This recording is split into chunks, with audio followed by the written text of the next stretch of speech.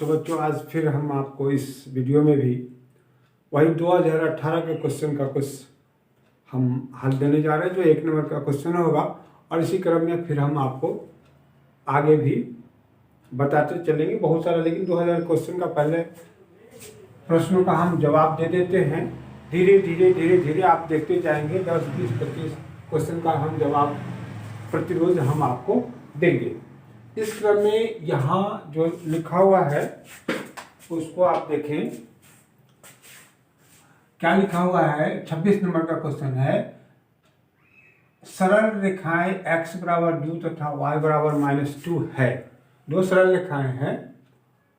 कहता है कि एक दूसरे के लंबवत, एक दूसरे के समांतर, एक दूसरे के न तो समांतर न लंबवत, निष्कर्ष से कुछ भी नहीं कहा जा सकता।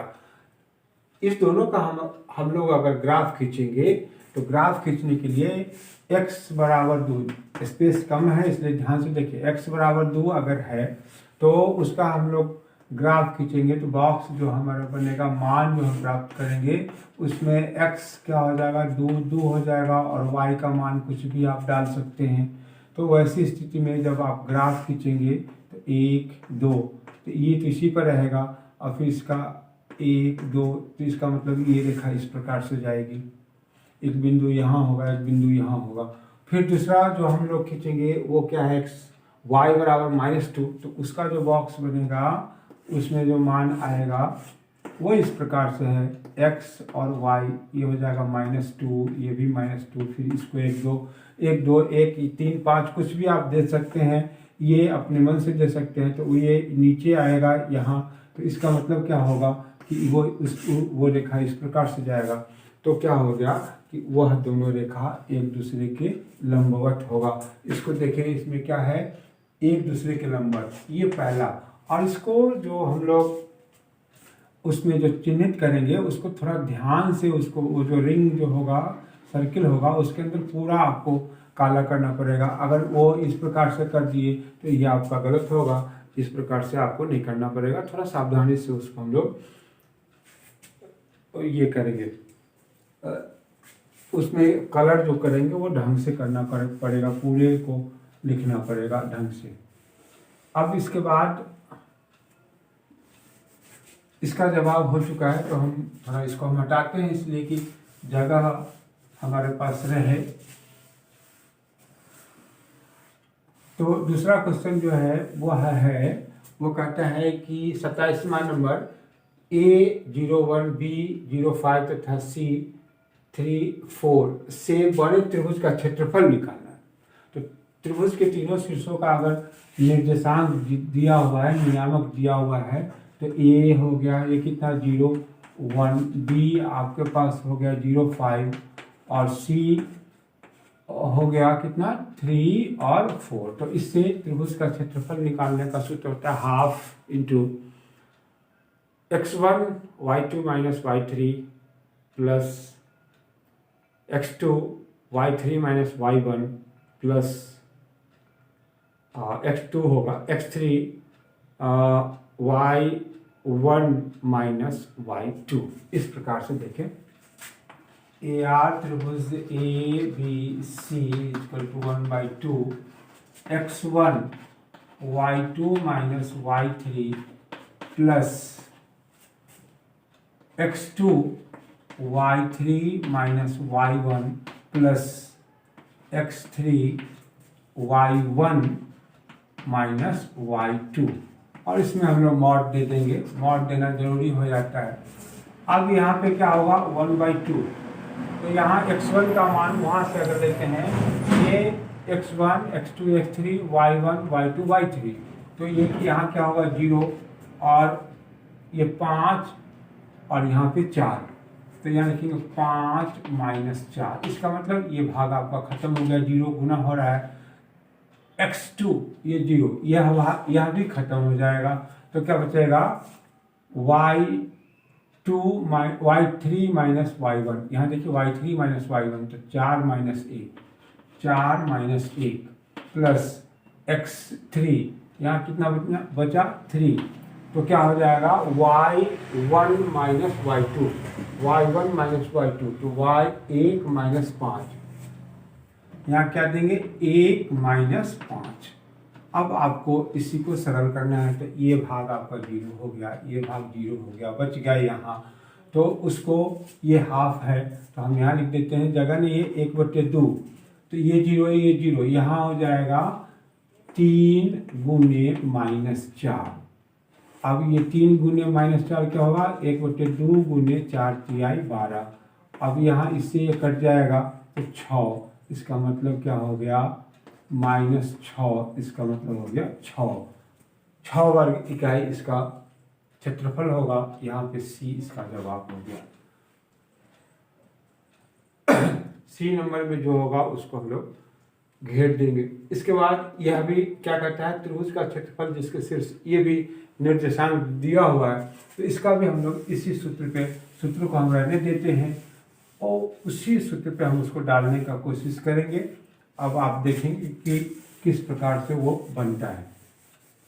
हम आपको एग्जाम्पल के साथ बताते जा रहे हैं, बना के भी बता रहे हैं, आप इसको देखेंगे अभ्यास के तौर पर। x1 x2 x3 y1 y2 y3, इसी जगह से फिगर बनाने की ज़रूरत भी नहीं है।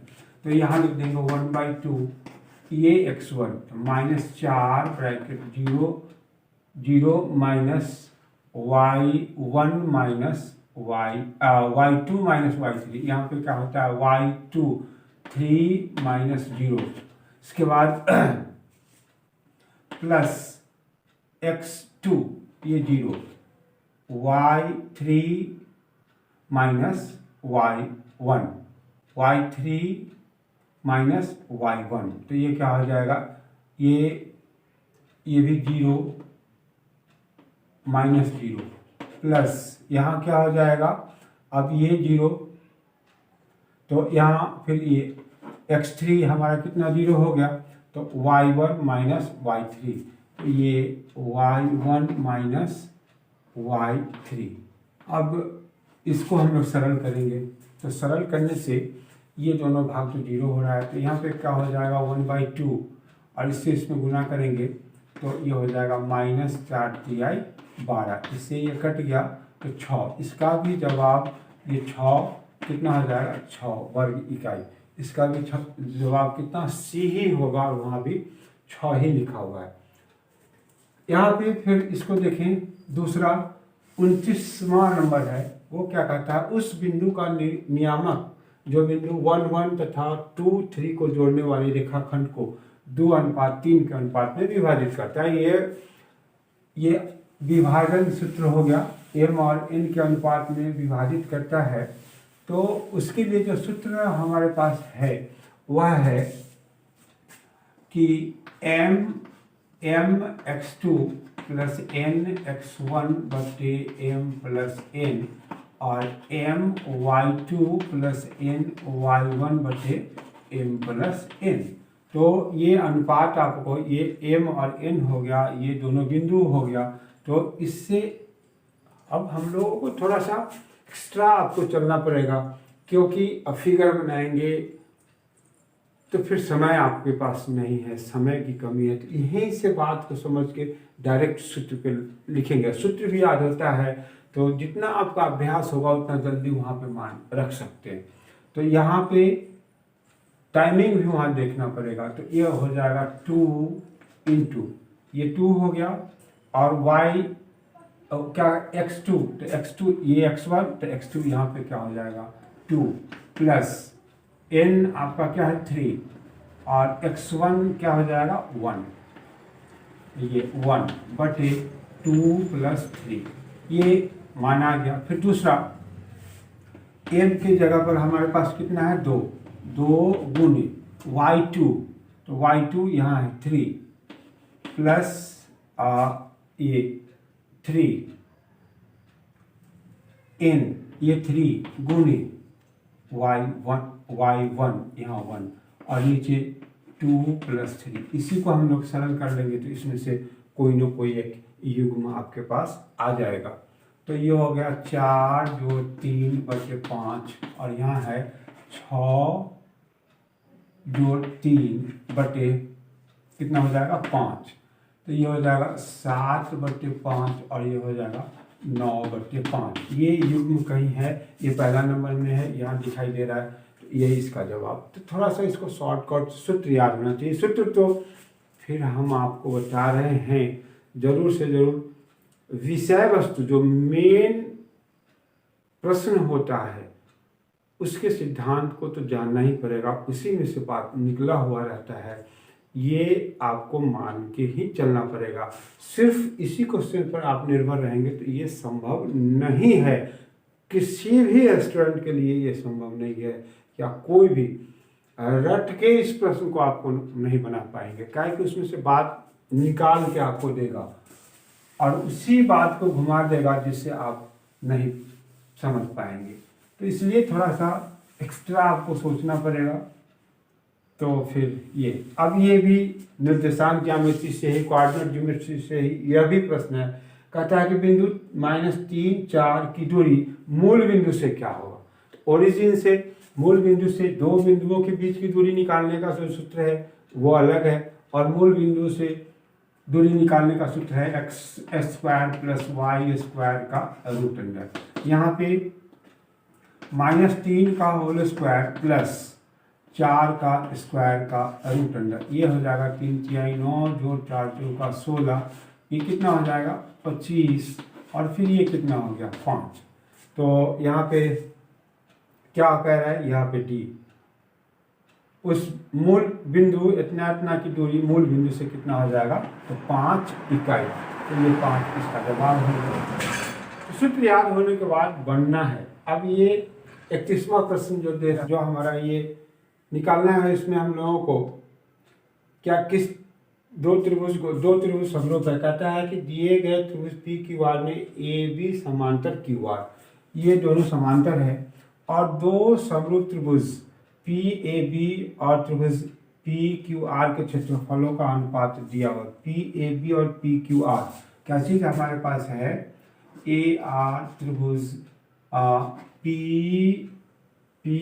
ए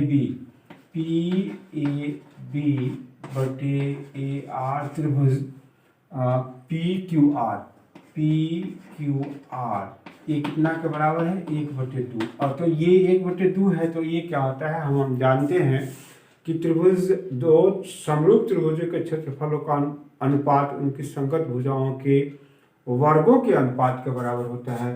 तो इसका मतलब क्या हो गया कि पहले ये पी, तो इसका ये पी ए यहाँ हो जाएगा PA² बटे PQ²।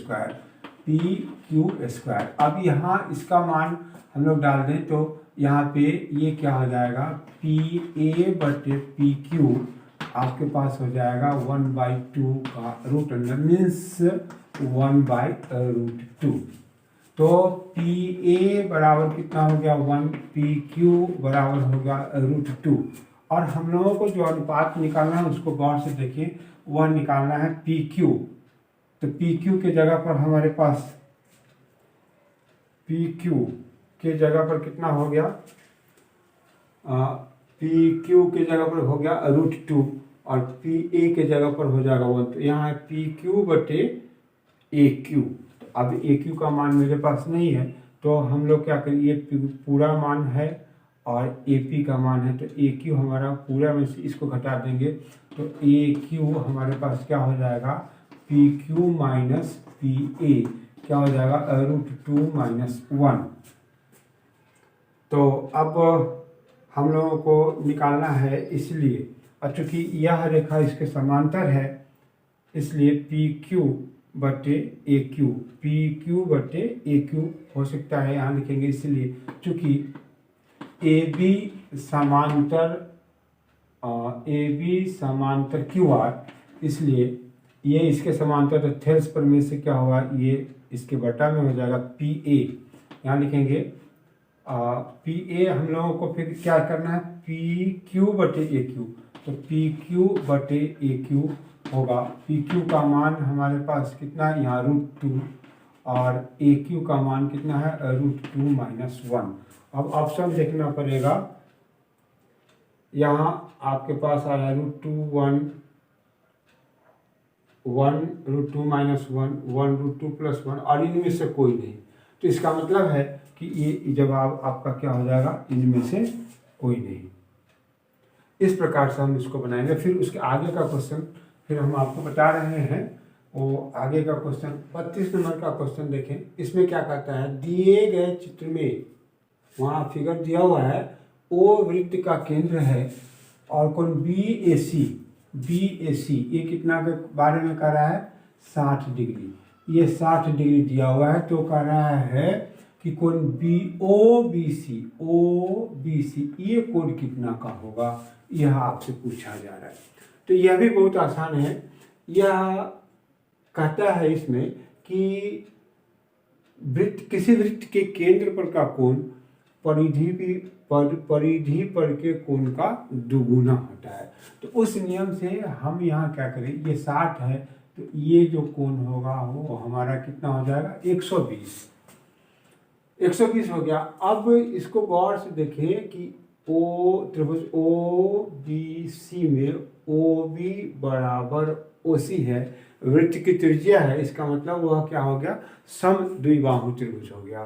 तो जरूर से जरूर यह आपका कितना होगा, 30 होगा। यह चूंकि दोनों बराबर होगा, समद्विबाहु त्रिभुज के सामने की भुजा किसी भी त्रिभुज की दो भुजाएं समान हो तो उसके सामने का कोण समान होता है। या ऐसा भी कह सकते हैं कि समद्विबाहु त्रिभुज के आधार पर के कोण बराबर होते हैं। तो उस नियम से ये 60 और ये 30 और 30, तब 60 तो फिर 180। और ऐसे आप गणित की पूरे थ्योरी को लिखेंगे तो पूरे सिस्टम से अगर बनाएंगे तो उसमें तो काफ़ी समय लगेगा, लेकिन थोड़ा सा सेंस तो देना ही पड़ेगा यहाँ पे कि यहाँ इस कोण को दिया हुआ है, परिधि पर का कोण हो गया, ये केंद्र का कोण हो गया, तो इसका ये दुगुना हो गया। ये चूंकि 120 है तो यह दोनों कोण बराबर होता है। क्यों बराबर होता है, तो OA बराबर OC, इसलिए ये दोनों कोण बराबर होगा। और होगा कितना, तो 30 होगा। तो 30 60 और 120, फिर वहाँ पे कितना हो गया, 180। तो B को कितना, कोण OBC कितना के बराबर होते हैं, 30 डिग्री। यहाँ पे देखिए, यहाँ पे ऑप्शन इसका दिया हुआ है। उसका 33 नंबर का क्वेश्चन आपसे कह रहा है कि यदि किसी त्रिभुज ABC में ये D होगा, यहाँ पे D छुटा हुआ है, BD बराबर 5, यहाँ ये 5 दे दें, BC ये टोटल यहाँ से यहाँ तक हमारा कितना हो गया है, यहाँ पे जगह नहीं है, तो BC हमारे पास कितना है, 7.5। तो तथा कोण A का समद्विभाजक AD, ये AD इस कोण को दो समान भागों में विभाजित कर रहा है, तो AB/AC। तो किसी भी त्रिभुज में अगर कोण समद्विभाजित हो रहा है, किसी कोण को समद्विभाजित करने वाली रेखा अगर ये है, तो उसका जो उसमें भी एक थ्योरम है, वो होता है BD/DC बराबर AB/AC। BD/DC बराबर AB/AC। अगर अंतः विभाजित कर रहा है और बाह्य विभाजित करता है तो फिर उसका अलग सिद्धांत होता है। तो यहाँ हमारे पास क्या है, BD तो मालूम है लेकिन DC नहीं मालूम है। DC निकालने के लिए टोटल BC हमारे पास कितना दिया हुआ है, 7.5। हम ऊपर जब प्रश्न हमारा जो हो चुका है उसको हम साफ करते हैं, इसकी ज़रूरत नहीं है, इसके बारे में हम आपको समझा दिए हुए हैं। ये भी आपका हो चुका है, तो इसको देखिए, सिर्फ इस पर ध्यान दें।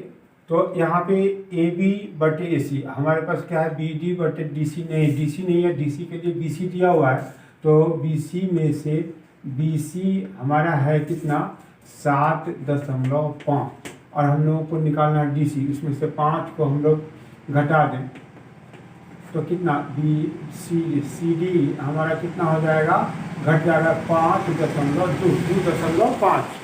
ये CD कितना आ गया, 2.5। तो यहाँ हम लिखेंगे 2.5। अब हमारे पास क्या कर रहा है कि अगर ये समद्विभाजक है तो BD/DC बराबर AB/AC होगा। थोड़ा ध्यान से सुनिए, गाड़ी जा रही है इससे आपको डिस्टर्ब हो रहा होगा, फिर भी ध्यान देंगे यहाँ पे। तो क्या कहते हैं, अगर ये कोण A का समद्विभाजक है तो उसका सिद्धांत कहता है BD/CD बराबर AB/AC। चूंकि हमारे पास सी डी नहीं दिया हुआ था, बी सी दे दिया था, थोड़ा सा घुमा दिया है बात, तो उसके लिए हम पहले सी डी को निकाल लिए जो यहाँ है। अब हमारे पास अनुपात निकाल लेंगे, तो वह क्या होता है, बी डी बटे सी डी बराबर ए बी बटे ए सी, और ये मान ए बी बटे ए सी। तो यहाँ पे कितना हो गया, ये आपका हो जाएगा 5/2.5। अब इसको खोजे, इसमें ऑप्शन में खोज रहे हैं तो कहीं भी नहीं दिया हुआ है, इसका मतलब है कि वहाँ पे इसको सरल करेंगे तो ये कितना होगा, 50/25 दूना 50। दो ऑप्शन कहाँ है, यहाँ है बी में, ये इसका जवाब हो गया। इसके बाद 34 कह रहा है कि दो समद्विबाहु त्रिभुज के कोण बराबर हैं तथा उनके क्षेत्रफलों का अनुपात 16:12 है, तो उनकी ऊंचाइयों का अनुपात। तो क्षेत्रफलों का अनुपात, दो समरूप त्रिभुज के क्षेत्रफलों का अनुपात उनके संगत शीर्ष लंबों की ऊंचाइयों के बराबर, ऊंचाइयों के वर्गों के अनुपात के बराबर होता है। फिर यहाँ गाड़ी आ रही, थोड़ा ध्यान दें, तो यहाँ पे क्या कह रहा है कि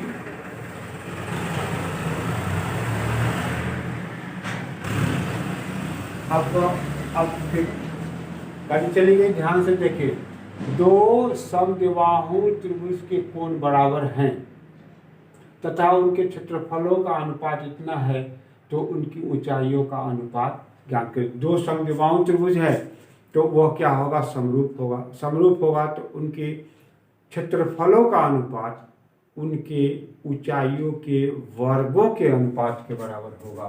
तो इसका मतलब हम लोग दो समरूप त्रिभुज मान लें कि ए बी सी और ये डी ई एफ, दो त्रिभुज हो गया। ये भुजा इस भुजा के बराबर, ये भुजा इस भुजा के बराबर है, तो समद्विबाहु हो गया। तो इसलिए इसके क्षेत्रफल ए और ये शीर्ष ऊंचाई दिया हुआ है, यहाँ पे ये ऊंचाई है, तो इसके क्या होगा, ए आर त्रिभुज ए बी सी बटे ए आर त्रिभुज डी ई एफ, ये हमारे पास दिया हुआ है, वो कितना के बराबर है, 16:25। ये होगा किसके बराबर, तो इसके भुजाओं, इसका कुछ भी नाम ले ले, ए एल डी एम, तो यह हो जाएगा ए एल स्क्वायर बटे डी एम स्क्वायर। अब इसका हम लोगों को ऊंचाइयों का अनुपात निकालना है, तो इस स्क्वायर को हम लोग इस तरफ ले आएंगे, तो ये आपका क्या हो जाएगा, 16/25 का वर्गमूल, ये हो जाएगा 4/5। इसको देखा जाए कहाँ है, 4/5, ये पहला ही ऑप्शन आपको दिखाई दे रहा है। तो इसका भी जवाब हो गया। 35 पे कहता है कि किसी वृत्त के व्यास के दोनों किनारों से खींची गई स्पर्श रेखा हमेशा वो पैरेलल होगा एक दूसरे का। ये बहुत ही कॉमन प्रश्न हो गया, फिर भी हम बता देते हैं डिटेल करके। ये वृत्त हो गया, इसका व्यास हो गया, इस पर अगर हम स्पर्श रेखा खींचेंगे, ये स्पर्श रेखा खींचेंगे, तो दोनों एक दूसरे के ये समांतर होगा। ये देखिए समांतर होगा। इसके बाद यहाँ कहता है 36 नंबर का क्वेश्चन, यदि पी ए तथा पी बी किसी बिंदु पी से ओ केंद्र वाले वृत्त पर खींची गई स्पर्श रेखा है जिनके बीच का झुकाव 80 डिग्री है, तो यहाँ पे फिगर दिया हुआ नहीं, तो हम लोग फिगर बना लेंगे। ये आपका केंद्र हो, ये वृत्त हो गया, इसका एक केंद्र हो गया, यहाँ से ये स्पर्श रेखा, ये स्पर्श रेखा, ये पी है, ये ए है और ये बी है स्पर्श रेखा, और इसके बीच का झुकाव कितना कह रहा है, ये 80 डिग्री कह रहा है। तो फिर पूछा क्या जा रहा है, खींची गई स्पर्श रेखा जिनके बीच का झुकाव 80, तो कोण पी ओ ए, इसको ओ मान लें, तो ये जो कोण बनेगा ये आपसे पूछा जा रहा है, यह कोण कितना होगा। तो चूंकि ये केंद्र से मिलाएंगे, ये दोनों इक्वल होता है, तो यह आपका कितना हो जाएगा, 40 हो जाएगा।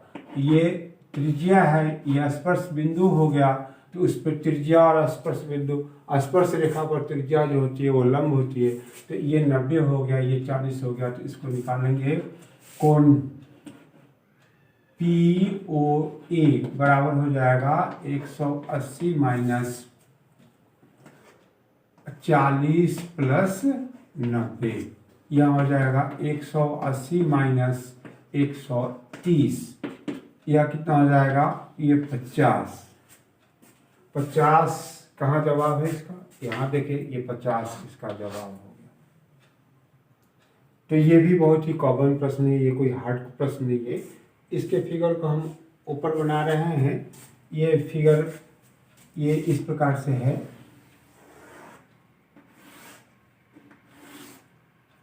PDA, ये हो गया D और यहाँ पे हो गया C। तो इसको इसमें हम लोगों के पास दिया हुआ क्या है, PA बराबर 8, PA यहाँ से यहाँ तक कितना दिया हुआ है, 8 सेंटीमीटर। इसके बाद PD ये हो गया 4 सेंटीमीटर। इसके बाद CD यहाँ हो गया 3 सेंटीमीटर। तो आपसे पूछा जा रहा है AB ये कितना होगा, तो इसको हम लोग x मान लें, तो यह दूरी आपके पास कितना हो जाएगा, 8 माइनस x। अब इसको बनाने के लिए इसको अगर हम मिला देते हैं इस प्रकार से, तो यह कोण और यह कोण आपका इक्वल हो जाएगा।